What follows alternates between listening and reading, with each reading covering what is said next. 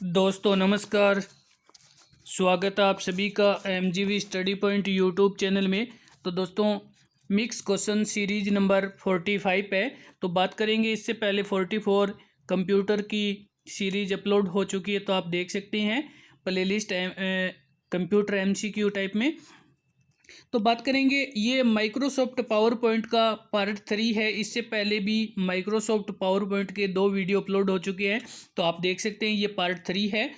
UPPCL JMRC exam based computer MCQ type total 20 question है और सभी परीक्षाओं के लिए महत्वपूर्ण रहने वाले ये क्वेश्चन है। तो जरूर इस वीडियो को लास्ट तक देखें, लाइक शेयर भी करें, और अभी तक अपने यूट्यूब चैनल को सब्सक्राइब नहीं किया तो जरूर इसको सब्सक्राइब करें।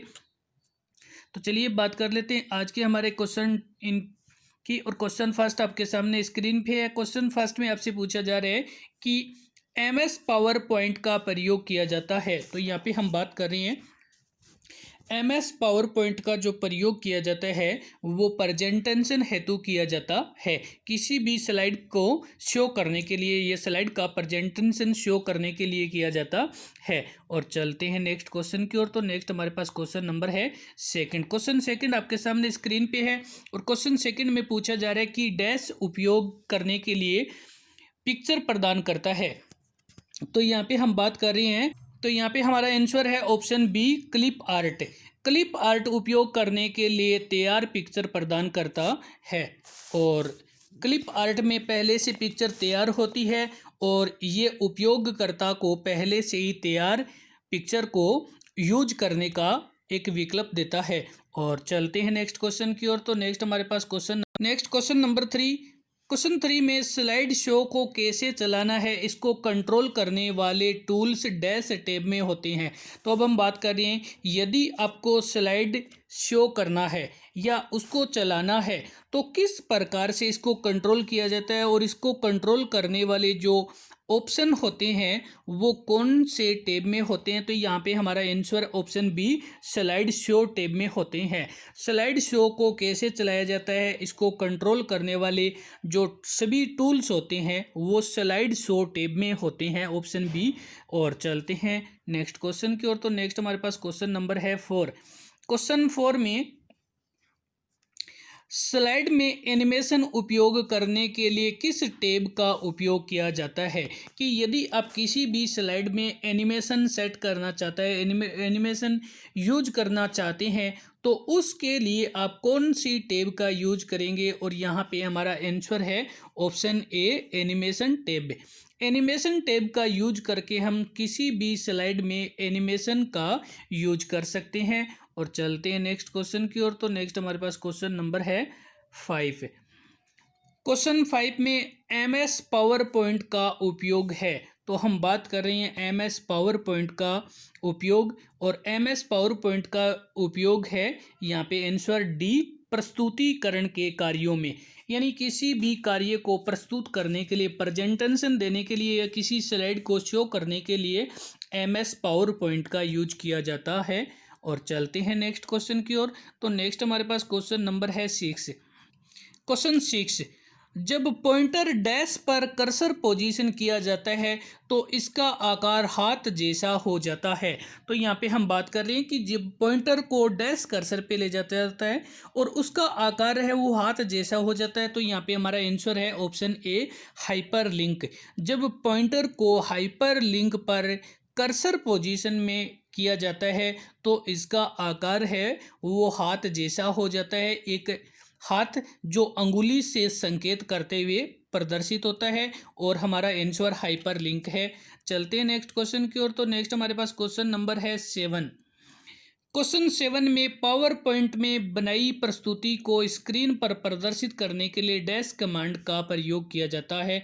तो हम बात कर रही है पावर पॉइंट से बनाई प्रस्तुति, जो प्रेजेंटेशन है उसको अगर स्क्रीन पे शो करना है तो हम किस ऑप्शन का यूज करेंगे। और यहाँ पे हमारा answer option B, slide view. Slide view के माध्यम से हम पावर पॉइंट में बनाई गई प्रस्तुति यानी स्लाइड को स्क्रीन पर प्रदर्शित शो कर सकते हैं। और चलते हैं नेक्स्ट क्वेश्चन की ओर। तो नेक्स्ट हमारे पास क्वेश्चन नंबर है 8। क्वेश्चन 8, प्रत्येक स्लाइड का टाइम सेट करने के लिए डैश कमांड प्रयोग की जाती है। तो अब हम बात कर रहे हैं कि किसी भी कमांड का अगर हमें टाइम सेट करना है तो किस ऑप्शन का यूज करेंगे, और यहाँ पे हमारा आंसर है option B, rehearsal timing set करेंगे, जो किसी भी स्लाइड का टाइमिंग सेट होता है। और चलते हैं नेक्स्ट क्वेश्चन की ओर। तो आगे हमारे पास क्वेश्चन नंबर है 9। क्वेश्चन 9 में प्रेजेंटेशन या स्लाइड निम्न में से किसके द्वारा तैयार हो सकती है। जब हम किसी स्लाइड या प्रेजेंटेशन को तैयार करना चाहते हैं तो किस में यूज किया जाता है, तो यहाँ पे हमारा answer option B, PowerPoint में। किसी भी प्रेजेंटेशन या स्लाइड को पावर पॉइंट में तैयार किया जाता है। एक्सेल में हम न्यूमेरिक जो यूज किया जाता है, और वर्ड्स में जो टेक्स्ट से रिलेटेड है। और अब हम चलते हैं नेक्स्ट क्वेश्चन की ओर। तो नेक्स्ट हमारे पास क्वेश्चन नंबर है 10। क्वेश्चन 10 डैश सामान्य उद्देश्य जैसे फोटो एल्बम या क्विज शो के लिए पूर्ण वर्णित प्रेजेंटेशन है। तो यहाँ पे हम बात कर रहे हैं कि इनमें से कौन सा सामान्यतः एक फोटो एल्बम और क्विज शो करने के लिए प्रेजेंटेशन बना है। तो यहाँ पे हमारा आंसर है ऑप्शन ए, टेम्पलेट्स होते हैं ये सामान्य उद्देश्य जैसे फोटो एल्बम या क्विज शो के लिए एक पूर्व वर्णित प्रेजेंटेशन होते हैं। और चलते हैं नेक्स्ट क्वेश्चन की ओर। तो आगे हमारे पास क्वेश्चन नंबर है 11। क्वेश्चन 11 आपके सामने स्क्रीन पे है। तो आइए हम पहले क्वेश्चन को रीड कर लेते हैं।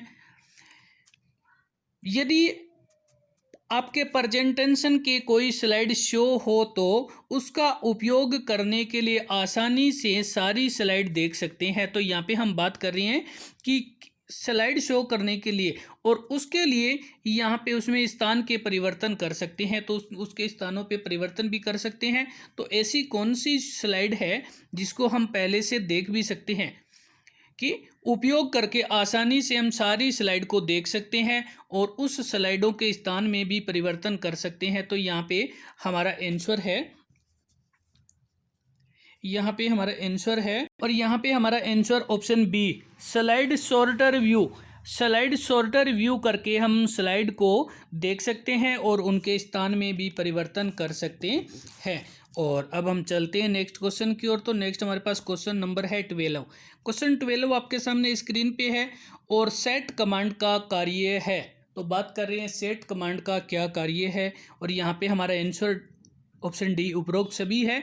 प्रदर्शन का प्रकार, स्लाइड की संख्या और स्लाइड का तरीका, ये सेट कमांड के कार्य है, जिसमें प्रदर्शन प्रकार कि किस प्रकार से स्लाइड है वो प्रदर्शित होनी चाहिए, स्लाइड्स की कितनी संख्या होनी चाहिए और स्लाइड्स का शो होने का तरीका क्या है। और अब हम चलते हैं नेक्स्ट क्वेश्चन की ओर। तो नेक्स्ट हमारे पास क्वेश्चन नंबर है 13। क्वेश्चन 13 आपके सामने है और आपसे पूछा जा रहा है पावर पॉइंट प्रस्तुतिकरण यानी प्रेजेंटेशन का एक सशक्त माध्यम है। जो पावर पॉइंट प्रस्तुतिकरण का एक सशक्त माध्यम है, आपसे पूछा जा रहा है कि ये कथन गलत है या सही है। तो यहाँ पे हमारा आंसर ऑप्शन ए सही है। पावर पॉइंट किसी भी कार्य को प्रस्तुतिकरण का एक बहुत ही अच्छा माध्यम है। पावर पॉइंट के माध्यम से हम किसी भी कार्य को अच्छे तरीके से प्रदर्शित कर सकते हैं। और चलते हैं बात कर लेते हैं। तो आगे हमारे पास क्वेश्चन नंबर है 14। क्वेश्चन 14 किस टैब की सहायता से हम स्लाइड को स्क्रीन पर प्रदर्शित करने का प्रभाव दे सकते हैं। तो हम बात कर रहे हैं किसी भी टैब की सहायता से जो स्लाइड को स्क्रीन पे प्रदर्शित करने का प्रभाव दे सकते हैं, और वो हमारा आंसर है ऑप्शन बी,